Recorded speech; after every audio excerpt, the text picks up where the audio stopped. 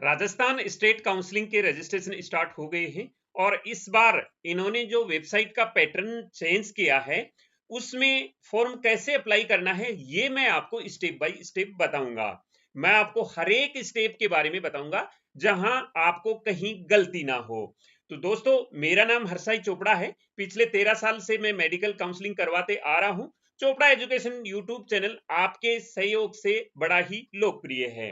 तो आज मैं आपको राजस्थान का स्टेप बाय स्टेप वीडियो बनाने से पहले आपको बता दूं कि अगर आप काउंसलिंग के बारे में जानकारी लेना चाहते हैं, एक परफेक्ट चॉइस लिस्ट तैयार करना चाहते हैं, तो इसके लिए हमने काउंसलिंग पोर्टल बना रखा है। इस वीडियो के लास्ट में मैं आपको बताऊंगा कि कैसे आपको काउंसलिंग पोर्टल यूज करना है, जिसमें बहुत सारी सुविधाएं हैं। आप ऑटोमेटिक चॉइस लिस्ट बना सकते हैं और इसमें कट ऑफ वगैरह की सारी फैसिलिटी दी गई है। टाइम टू टाइम अपडेट होता रहेगा और हमारी बुक भी अवेलेबल है। तो आइए मैं आपको राजस्थान के काउंसलिंग का स्टेप बाय स्टेप प्रोसेस बता देता हूं। तो राजस्थान की जो वेबसाइट है इस बार के लिए, हर बार चेंज होती है, तो इस बार के लिए ug.neetrajasthan.com है। इसकी वेबसाइट पर जैसे ही आप विजिट करेंगे इस प्रकार का इंटरफेस आएगा जो इस बार चेंज हुआ है। हालांकि ये पीजी में ही चेंज हो गया था, लेकिन अभी ये नया इंटरफेस आया है राजस्थान काउंसलिंग के लिए। अब इसमें आपको दो ऑप्शन मिलेंगे। यहाँ पर कैंडिडेट लॉगिन मिलेगा, जिन्होंने ऑलरेडी रजिस्टर्ड कर रखा है उनके लिए ये ऑप्शन है। इसके बाद रजिस्टर हेयर पर जिन्होंने फर्स्ट बार रजिस्ट्रेशन करना है वो यहां से करेंगे। इसके बाद इंफॉर्मेशन बुलेटिन यहाँ पर आपको देखनी है, तो यहाँ पर देख सकते हैं। और लेटेस्ट अपडेट का ऑप्शन मिलेगा जिसके अंदर आप फीस वगैरह, कॉलेज की इंफॉर्मेशन ये सारी देख सकते हैं। अभी मैं यहाँ पर रजिस्टर्ड हेयर पर क्लिक करता हूँ। रजिस्टर हेयर पर क्लिक करूंगा ताकि मेरे को पहली बार रजिस्ट्रेशन करना है। तो जैसे ही इस पर क्लिक करेंगे, ये एप्लीकेशन फॉर्म पार्ट 1 और पार्ट 2 दो पार्ट में फिल किया जाएगा। पार्ट 1 में आपकी फीस डिपॉजिट होगी और पार्ट 2 के अंदर सारी डिटेल्स और डॉक्यूमेंट्स अपलोड होंगे। इसके बाद 14 अगस्त से आपकी सिक्योरिटी मनी फिल होगी और उसके बाद आप चॉइस फिल कर सकते हैं, रिजल्ट आएगा और ज्वाइनिंग होगी। ये इसका प्रोसीजर है। तो सबसे पहले हम पार्ट 1 यहाँ फिल करेंगे। रोल नंबर फिल करेंगे, नेम फिल करेंगे, फादर नेम फिल करेंगे, मदर नेम फिल करेंगे, डेट ऑफ बर्थ फिल करेंगे, आई एग्री पर क्लिक करेंगे और वैलिडेट पर क्लिक करेंगे। ये डाटा है वो नीट के फॉर्म से उठाता है, ये एनटीए के फॉर्म से उठाता है। जो आपने एनटीए में आपके रोल नंबर है, नेम है, वहां से उठाता है। अगर आपने एनटीए के रिजल्ट से और इसमें डालने में कुछ मिसमैच है तो ये आगे वैलिडेट नहीं होगा, अदरवाइज ये सक्सेस लिखा आ जाएगा। वैलिडेट पर क्लिक करेंगे।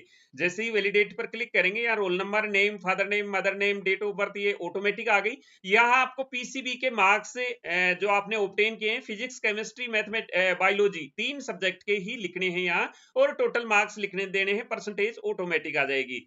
चेक पर क्लिक करना है। अगर आप WDP यानी आर्मी से या बीएसएफ सीआरपी से हैं तो आर्मी से हैं तो WDP करना है, बीएसएफ सीआरपी से हैं तो WPP करना है, लेकिन आपके पास सर्टिफिकेट होना चाहिए। वो एलिजिबिलिटी सर्टिफिकेट यहाँ अपलोड होगा आपका। अगर नहीं है तो नो करना है, अगर आपका यस है तो यस कर देना है। डोमिसाइल स्टेट आपने लिखना है, यहाँ पर PWBD कैंडिडेट हैं तो लिखना है। ईमेल आईडी लिखना है और उसको वेरीफाई करना है। ईमेल आईडी जो आप यहाँ देंगे उस पर ओटीपी आएगा। यहाँ पर कोई भी ईमेल आईडी दे सकते हैं आप, ये जरूरी नहीं कि नीट के फॉर्म में दिया वही देना है। मोबाइल नंबर भी आप यहाँ कोई भी दे सकते हैं, व्हाट्सएप नंबर भी दे सकते हैं। इन पर कोई ओटीपी नहीं आता है। अब इसमें एलिजिबिलिटी क्राइटेरिया लिखना है, तो इसमें ज्यादातर वही राजस्थान के कैंडिडेट के लिए फर्स्ट होता है। इसमें आप पढ़ के आपकी जो भी कैटेगरी है उसके अनुसार लिख सकते हैं, लेकिन जो राजस्थान के मूल निवासी हैं, 10 साल से रह रहे हैं, 5 साल उनकी राजस्थान में स्टडी हो गई है कोई भी, तो ये फर्स्ट ऑप्शन आपको सिलेक्ट करना है। फर्स्ट ऑप्शन सिलेक्ट करने के बाद में आपने सबमिट पर क्लिक करना है।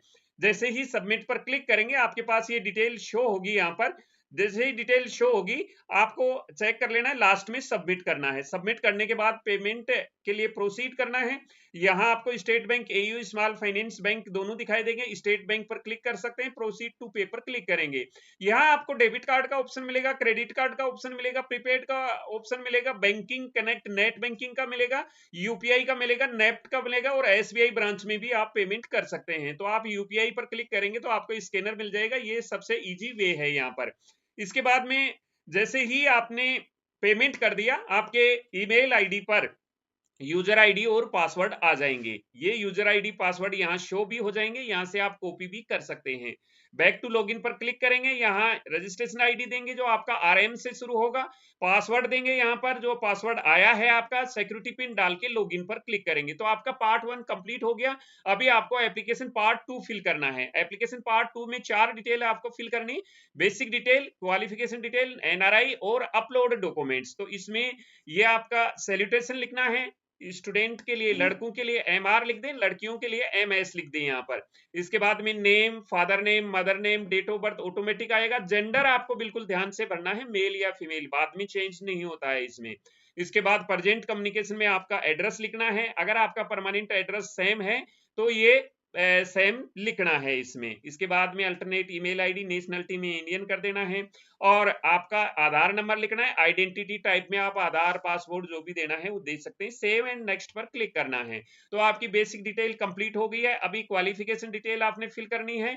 यहाँ पर सेकेंडरी की डिटेल फिल करनी है, बोर्ड का नाम, ईयर ऑफ पासिंग और maximum obtain marks, maximum marks, percentage automatic आ जाएगी। ऐसे ही 12th की डिटेल आपने फिल करनी है। 12th की डिटेल के लिए नेम ऑफ बोर्ड, कौन से बोर्ड से पास किया है, रिजल्ट का पास है या क्या है वो करना है, कौन से ईयर में आपने पास किया है, थर्ड सब्जेक्ट क्या है, थर्ड सब्जेक्ट बायोलॉजी होता है या किसी का बायोटेक्नोलॉजी है तो वो लिख सकते हैं, ज्यादातर बायोलॉजी होता है। यहाँ आपको इंग्लिश, फिजिक्स, केमिस्ट्री और बायोलॉजी के मार्क्स ऐड करने हैं जो आपने ऑब्टेन किए, प्राप्त किए यहाँ पर, और टोटल मार्क्स यहाँ पर, परसेंटेज ऑटोमेटिक आ जाएगी। इसके बाद में सेलेक्ट कोर्स में मेडिकल आपने फिल करना है, स्कूल का यहाँ एड्रेस देना है और सेव एंड नेक्स्ट पर क्लिक करना है। तो आपकी सेकंड स्टेप पूरी होगी। थर्ड स्टेप के अंदर आप एनआरआई सीट ऑप्शन में अगर एनआरआई सीट लेना चाहते हैं तो यस करेंगे, अदरवाइज नो कर देंगे।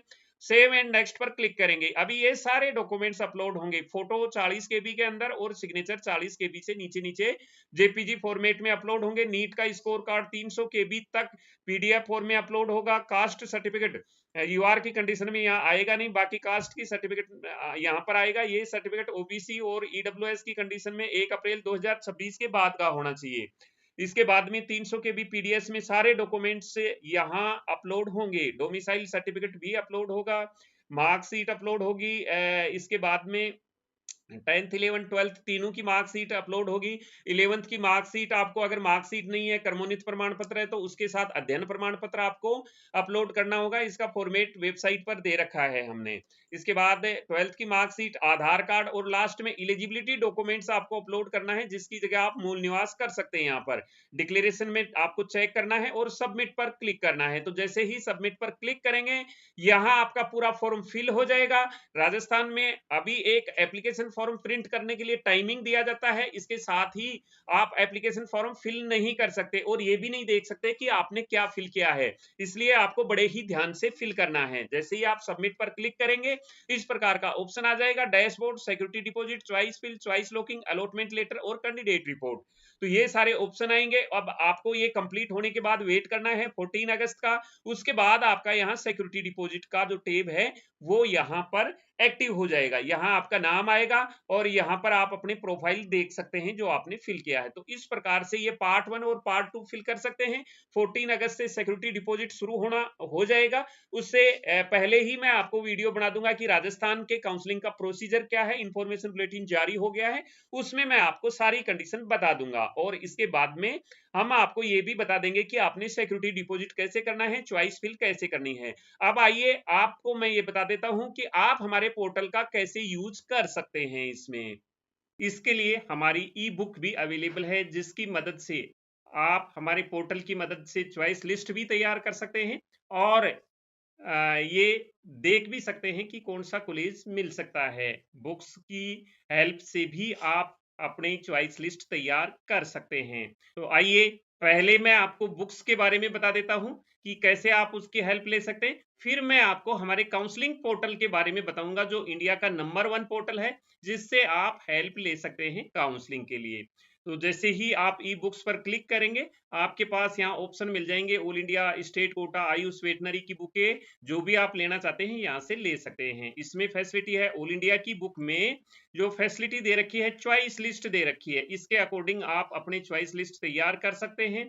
क्या फीस है, प्रायोरिटी ऑर्डर क्या रहना चाहिए, स्टेट कौन सा है, स्टेब्लिश ईयर कौन सा है, इसमें स्टेट वाइज बॉन्ड की डिटेल्स है सीट मैट्रिक्स के बारे में जानकारी है और इसमें पिछले 3 साल की कट ऑफ दी गई है, जिससे आप एक आइडिया लगा सकते हैं कि आपको इस साल कौन सा कॉलेज मिल सकता है। जैसे फर्स्ट राउंड में पिछली बार क्या कट ऑफ, सेकेंड राउंड में क्या, स्पेशल राउंड, स्टे राउंड में क्या रही थी, तो इससे एक आइडिया लगा सकते हैं। यहाँ काउंसलिंग के डॉक्यूमेंट्स के बारे में बताया गया है, प्रोसीजर के बारे में बताया गया है, फ्लो चार्ट से डॉक्यूमेंट्स की क्या रिक्वायरमेंट है। ऐसे ही स्टेट कोटा की काउंसलिंग में ये सारी फैसिलिटी दी है, कौन से स्टेट की क्या ट्यूशन फीस है, क्या उनकी कट ऑफ है, कट ऑफ भी 3 साल की दे रखी है, हर एक स्टेट का काउंसलिंग प्रोसीजर क्या है। ऐसे ही आयुष और वेटनरी की बुक में ये सारी फैसिलिटी अवेलेबल है। अगर आपको कोई डाउट होता है तो आप इस कॉन्टैक्ट नंबर पर हमारे से आप कॉन्टैक्ट कर सकते हैं। आइए अब मैं आपको पोर्टल के बारे में बता देता हूं, जिससे आपको 100% हेल्प मिलेगी और ऐसा पोर्टल कहीं भी नहीं मिलेगा जो मैंने अपने प्रैक्टिकल के आधार पर तैयार किया है। तो आइए मैं बता देता हूं आपको पोर्टल के बारे में। जैसे ही ये प्लान लेने के बाद आप लॉगिन करेंगे तो इस प्रकार का इंटरफेस आपके सामने आएगा। आपने जिस ईमेल आईडी से ये प्लान ले रखा है उसी ईमेल आईडी से आपने लॉगिन करना है। लॉगिन जैसे ही आप लॉगिन करेंगे ऐसा आपको इंटरफेस मिलेगा, यानी कि हमारा जो पोर्टल है इसका आपको एक्सेस मिल जाएगा। अब इसके अंदर देखो साइड में मेनू बार में डैशबोर्ड है, कट ऑफ है, कॉलेज प्रेडिक्टर है, चॉइस लिस्ट हेल्पर है, fees bond, seat matrix, counselling, ये सारे के सारे मेनू हैं और ये आपके लिए काफी सारे इंपॉर्टेंट हैं। डैशबोर्ड जो आप देख रहे हैं इसमें हम लेटेस्ट अपडेट डालते रहेंगे।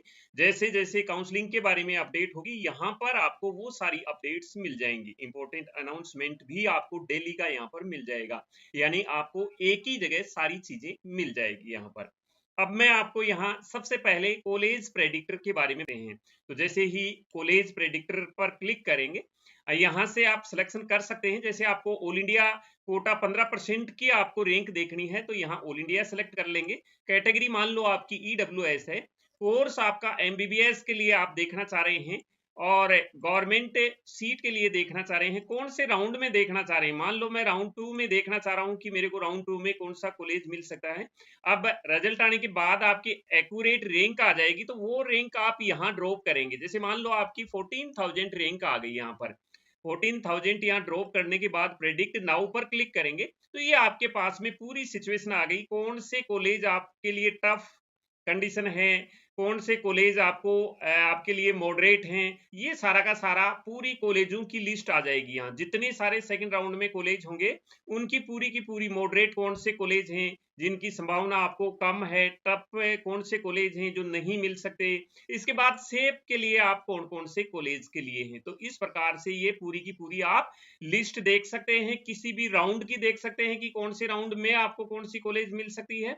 इसके अलावा किसी भी कोर्स के लिए, कैटेगरी के लिए, कोटा के लिए या स्टेट वाइज भी आप देख सकते हैं। जैसे मान लो मैं राजस्थान स्टेट की देखना चाहता हूं तो मैं यहाँ राजस्थान स्टेट सेलेक्ट कर दूंगा। राजस्थान स्टेट सेलेक्ट करने के बाद मैंने गवर्नमेंट कोटा सेलेक्ट कर दिया, कैटेगरी मैंने यहाँ सेलेक्ट कर दी, मान लो मेरी कैटेगरी एमबीबी है। इसके बाद में कोर्स मैंने सेलेक्ट कर दिया एमबीबीएस, इसमें बहुत सारे कोर्स दे रखे हैं, मैंने बीएफ बीएमएस भी दे रखा है, एमबीबीएस सेलेक्ट कर दिया। इसके बाद में कौन सी आप डब्ल्यूपीपी हैं या क्या हैं तो मैंने मैनेजमेंट सीट देख ली। अब मैं देख रहा हूं कि यहाँ मेरे को 35,000 रैंक पर कौन सी मैनेजमेंट मिल जाएगी राउंड 2 में। तो यहाँ ये राजस्थान की पूरी सिचुएशन है, यहाँ पर ये आपको कॉलेजें मिल सकती हैं। जैसे कि आरयूएचएस के चांसेस टफ हैं, सीकर आपको मिल सकती है, चांसेस हो सकते हैं इसके बाद में ये कॉलेज आपके लिए बाकी कॉलेज सेफ हैं। तो इस प्रकार से आप देख सकते हैं और इसके अकॉर्डिंग आप प्लानिंग कर सकते हैं। अब इससे आप चॉइस लिस्ट भी बना सकते हैं, ये बहुत ही बढ़िया फैसिलिटी दी है मैंने।